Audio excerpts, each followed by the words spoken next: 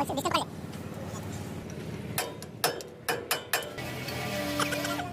क्या पीले? ना पीले अंदर लगा दो। वो पुरानी 370 इंजन की गाड़ी आती है ले लेना। क्या वो आएगा? ऐसा गाड़ी? हां ये देखा। ये देखा तो गाड़ी खड्डे में पड़े खिंग खिंग खिंग आवाज आ। तो ये आवाज कहां से आ रही समझ पड़ती नहीं। कंडक्टर है ना से तो साइड में छोटा है तो ले वो देख गया और एक दूसरा ड्राइवर आंसर करने दोनों जा कैसा डिपर मारे हॉर्न बजा बजा कर तुम्हारे बारिश में परेशानी हो जाए फिर लास्ट में गाड़ी चलाओ है तो गाड़ी पक्का हो जाएगा मतलब यहां से वो गाड़ी खड़ी वहां से 3-4 गाड़ियां खड़ी है वहां तक तुम्हारे को मिट्टी डालनी पड़ेगी एक गाड़ी खड़ी करने का लाइन से 2 गाड़ी खड़ी है